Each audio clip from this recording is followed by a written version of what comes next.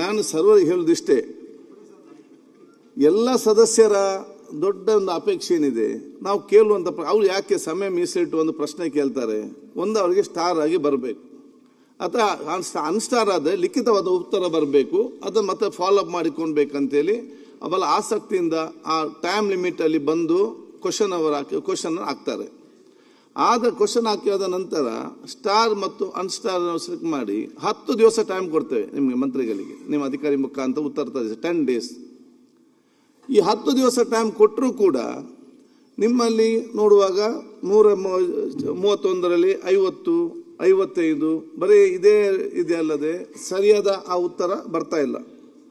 ಆಯಿತು, ಯಾಕೆ ಬರಲಿಲ್ಲ ಮತ್ತು ನಾವು ಯಾವಾಗ ಕೊಡ್ತೇವೆ ಅಂತೇಳಿ ನೀವು ಟೈಮನ್ನು ಕೂಡ ಕೊಡೋದಿಲ್ಲ. ಅಟ್ಲೀಸ್ಟ್ ಅವತ್ತು ಬರದಿದ್ದರೆ ಇದು ಬರಲಿಕ್ಕೆ ಆಗಲಿ, ನಾವು ಈ ದಿವಸ ಇದ್ದನ್ನು ನಾವು ಕೊಡ್ತೇವೆ ನಮ್ಮ ಮಾಹಿತಿಯನ್ನು ಕೂಡ ಕೊಡಬೇಕು, ಅದು ಕೂಡ ಇಲ್ಲ. ಅದರ ನಂತರ ಯಾರಾದರೂ ಫಾಲೋಅಪ್ ಮಾಡಿದ ಮಾತ್ರ ಉತ್ತರ ಹೋಗ್ತಾ ಹೊತ್ತು, ಇಲ್ಲದ 1 ವರ್ಷ ಆದರೂ ಕೂಡ ನಿಮ್ಮ ನೋಡುವಾಗ ನಿಮ್ಮಲ್ಲಿ ರಿಪ್ಲೈ ಬರುವುದಿಲ್ಲ. ಅದಕ್ಕಾಗಿ ನಾವು ನಮ್ಮ ಡೆಪ್ಯೂಟಿ ಲೀಡರ್ ಅವರ ಲೀಡರ್ಶಿಪ್ ಒಂದು ಕಮಿಟಿ ಮಾಡಿದ್ದೆವು. ಯಾರಾದರೂ ಆನ್ಸರ್ ಅನ್ಸ್ಟಾರ್ ಪೆಂಡಿಂಗ್ ಇದ್ದರೆ ಅದನ್ನು ಆ ಕಮಿಟಿ ಮುಖಾಂತರ ಅಧಿಕಾರ ಕರೆಸಿ ಆದರೂ ಅದರಲ್ಲಿ ಕೆಲವರು ಬಂದು ಕೆಲವರು ಕೊಡ್ತಾರೆ, ಇನ್ನು ಕೆಲವರು ಕೊಡೋದಿಲ್ಲ. ಇದಕ್ಕೊಂದು ಅಂತಿಮ ಒಂದು ಫುಲ್ ಸ್ಟಾಪ್ ಹಾಕದಿದ್ದರೆ ಇದು ಯಾವಾಗಲೂ ದೊಡ್ಡ ಮಟ್ಟದ ಸಮಸ್ಯೆ ಆಗುವ ಒಂದು ವಿಚಾರ ಇವತ್ತು ಆಗ್ತದೆ. ಯಾಕೆಂತ ಹೇಳಿದರೆ ನೋಡಿ, ನಾವು ಇಷ್ಟ ಸೆಷನ್ ಎಲ್ಲ ಕರೆದು ನೀವು ಕೇಳಿದಂಥ ಪ್ರಶ್ನೆಗೆ ಒಂದು ಉತ್ತರ ಕೊಡ್ಲಿಕ್ಕೆ ಆಗದಿದ್ದರೆ ಇದರ ಅರ್ಥ ಏನು ಬರ್ತದೆ? ಸದಸ್ಯರು ಯಾಕೆ ಪ್ರಶ್ನೆ ನಿಮಗೆ 4 ಕ್ವಶನ್ ಕೇಳಬೇಕು? ಆದ ಕಾರಣ ಅವರು ನಮಗೆ ಭಾವನೆ ಅರ್ಥ ಆಗ್ತದೆ, ಅದು ನಮ್ಮ ಜವಾಬ್ದಾರಿ ಇದೆ. ಮತ್ತು ನಾನು 3 ಸಲ ಕೂಡ ನಾನು ಹೇಳಿದ್ದೆ, ನಾನು ಮುಂಚೆ ಕೂಡ ಕಮಿಟಿ ಮಾಡಿದ್ದೇವೆ, ಈ ಸಲ 3 ದಿವಸ ನಾವು ಹೇಳ್ತಾ ಇದ್ದೇವೆ. ನಾವು ಅದು ಸೌಮ್ಯದಿಂದ ಇದ್ದೇವೆ ಅಂತೇನಿ, ಅದು ನಮ್ಮ ವೀಕ್ನೆಸ್ ಅಂತ ಭಾವಿಸಬೇಡಿ.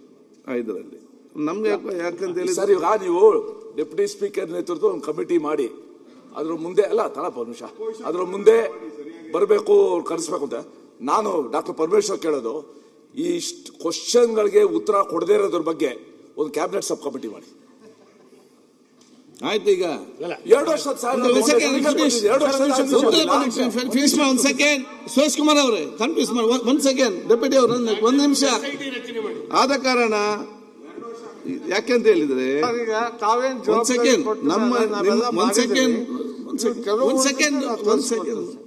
ನಾವೀಗ ಮೊನ್ನೆದೇನು ಹೇಳ್ತಿದ್ದೇವೆ, ಸರ್ಕಾರ ಆ ಹೇಳಿದ್ದನ್ನು ಆ ಅಧಿಕಾರ ಕೆಲಸ ಮಾಡ್ತೆಂಬ ನಂಬಿಕೆಯಿಂದ ನಾವು ಮಾತಾಡಿಕೊಂಡು ಸುಮ್ಮನಿದ್ದೇನಂತ ಹೇಳಿಕೊಂಡು ಇದು ನನ್ನ ವೀಕ್ನೆಸ್ ಅಂತ ಅನಿಸೋದು ಬೇಡ. ಇದಕ್ಕೆ ಬಗ್ಗೆ ನಾವೊಂದು ಅಂತಿಮ ಇದಕ್ಕೆ ತರಲೇಬೇಕಾಗ್ತದೆ. ಮತ್ತು ಅದು ಹಾಗೈತಿ ಈಗ ಅಂತ ಹೇಳಿ ಅದಕ್ಕಾಗಿ ಬಹಳ ಗಂಭೀರವಾಗಿ ಸರ್ಕಾರ ಇದನ್ನು ಆಲೋಚನೆ ಮಾಡಬೇಕು. ಒಂದು ಅವರಿಗೆ ಉತ್ತರ ಕೊಡಬೇಕು.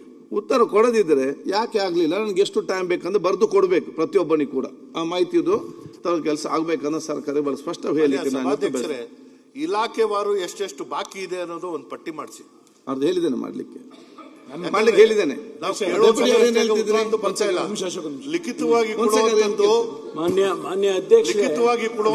ಮುದ್ರಣೆ ಮಾಡ್ಕೊಂಡು ಆನ್ಲೈನ್. ಹಾಗಾಗಿ ಬಹಳ ಅದೇ 1 ನಿಮಿಷ ರೀ, ಹೌದು ಬೇರೆ ಅಲ್ಲ, ನಾನು ಅಧ್ಯಕ್ಷ, ನಂದು ವಿನಂತಿ, ನಾನು ಉಪಾಧ್ಯಕ್ಷ ಮುಗಿಬಾರಪ್ಪ. ನಾನು ಸದನ ಮುಗಿಯೋದ್ರೊಳಗಾಗಿ ನಂದೇನು ಅಬ್ಜೆಕ್ಷನ್ ಇಲ್ಲ. ಆನ್ ಮಾಡಿ, ಮೈಕ್ ಆನ್ ಮಾಡಿ. ಸದನ ಮುಗಿಯೋದ್ರೊಳಗಾಗಿ ಎಲ್ಲರಿಗೂ ಮೀಟಿಂಗ್ ಕರೆದು ನಾನು ಉತ್ತರಗಳನ್ನು ಒದಗಿಸ್ತೀನಿ. ಓಕೆ. ನಾನು ಮನೆ ಅಧ್ಯಕ್ಷೆ, ನಿಮ್ಮ ಕಳಕಳಿ ನಾನು ಅರ್ಥ ಮಾಡ್ಕೊಂಡಿದ್ದೀನಿ. ನಮ್ದು ನೀವು ಪೀಠ ಸದಸ್ಯರ ರಕ್ಷಣೆಗೆ ಬರಬೇಕು, ಸರ್ಕಾರದ ರಕ್ಷಣೆಗಲ್ಲ. ನಾವು ಸ್ಟಾರ್ ಕ್ವಶನ್ ಆಗಲಿಲ್ಲ ಅಂತೇಳಿ ಅಪಾತಪ್ಪಿ ಪಡ್ಕೊಳ್ತಾ ಇದ್ದೀವಿ. ಯಾವ್ದಾದ್ರು ಕ್ವಶನ್ ಬಂದಾಗ ಅದಕ್ಕೆ ಸರಿ ಉತ್ತರ ಸಿಕ್ಕಿಲ್ಲ ಅಂತಂದಾಗ ನೀವು ಸರ್ಕಾರಕ್ಕೆ ಜೋರು ಮಾಡಲ್ಲ ಅಥವಾ ಅಧಿಕಾರಿಗಳಿಗೆ ಎಚ್ಚರಿಕೆಯನ್ನು ಕೊಡಲ್ಲ, ಅದು ಆಮೇಲೆ ಮಾಡೋಣ ಅಂತೇಳಿ ಅದನ್ನ ಮೆಲ್ಲಕ್ಕೆ ಮುಂದಕ್ಕೆ ಹಾಕ್ತೀರಿ. ಅದು ಉತ್ತರ ಸಿಗೋದೇ ಇಲ್ಲ. ಅದು ಕ್ವಶನ್ ಮುಂದಕ್ಕೆ ಹೋಯ್ತು ಅಂದ್ರೆ ಏನು ಅಂತ ಗೊತ್ತಿದೆ. ಅನ್ಸ್ಟಾರ್ ಕ್ವಶನ್ ಆನ್ಸರ್ ಬರೋದಿಲ್ಲ ಅಂತಂದ್ರೆ ಇನ್ ಯಾರು ಮೊರೆ ಹೋಗಬೇಕು ಅಂತ ಹೇಳಿ. ದಯಮಾಡಿ ನೀವು ಅದನ್ನ ಒಂದ್ ಸ್ವಲ್ಪ ಗಂಭೀರವಾಗಿ, ನಾನು ಕಳೆದ ಬಾರಿ ಅಧಿವೇಶನದಲ್ಲಿ ಯಾವ್ಯಾವ ಪ್ರಶ್ನೆಗಳಿಗೆ ಉತ್ತರ ಕೊಟ್ಟಿಲ್ಲ ಅಂತ ಕಾರ್ಯದರ್ಶಿಗಳಿಗೆ ಪತ್ರ ಕೊಟ್ಟಿದ್ದೀನಿ. ನನಗೆ ಇವತ್ತಿನ ತನಕ ಉತ್ತರ ಬರಲಿಲ್ಲ. ಬರಲಿಲ್ಲ ಅಂತ ಒಂದು ತನಿಖೆ ಮಾಡಿ, ಜಸ್ಟಿಸ್ ನಾಗಮೋಹನ್ ದಾಸ್ ಕಮಿಟಿ ರಚನೆ ಮಾಡಿ.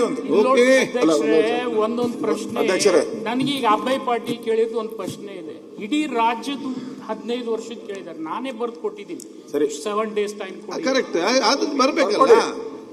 ಈಗ ಅಧ್ಯಕ್ಷರೇ